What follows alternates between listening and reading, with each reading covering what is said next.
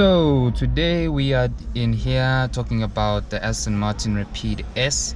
It's a very old car. It's almost a decade old, and it's one of the most hated ones of all Aston Martins.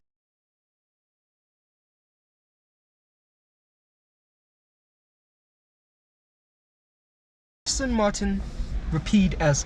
This car was unveiled around about 2011 back in Aston Martin's headquarters, but it's really hated for many reasons.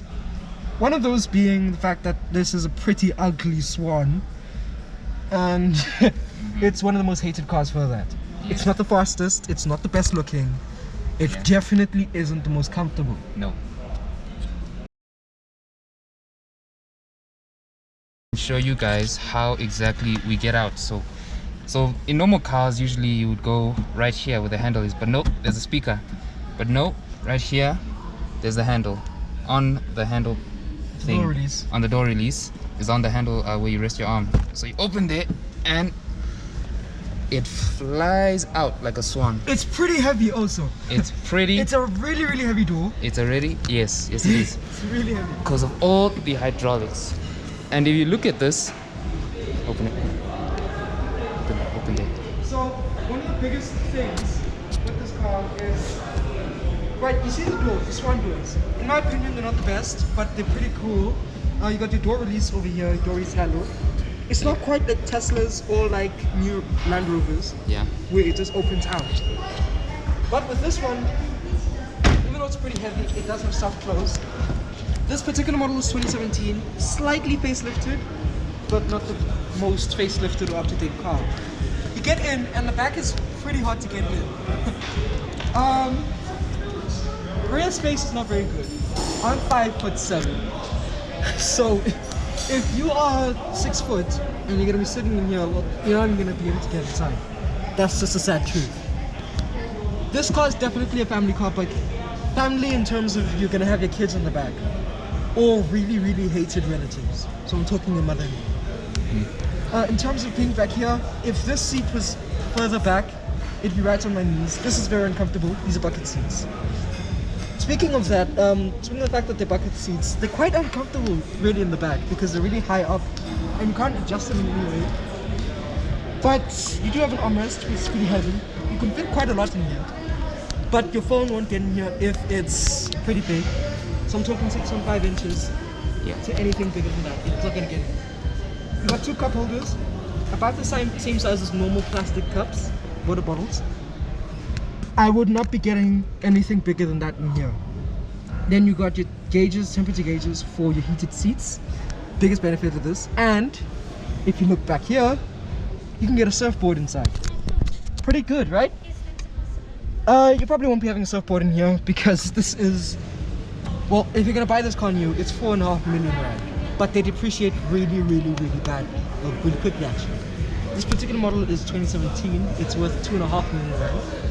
So in a few years, this car will be worth about the same as a brand new BMW 5 Series.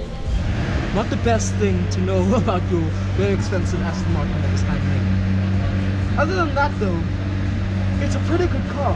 It's really uncomfortable in the rear. So unlike normal boots, you got your boot release, which is the button right here, and then you go down. It's pretty heavy boot. No, it's not automated, it's not electric at all. But this is a good size to have a couple of things.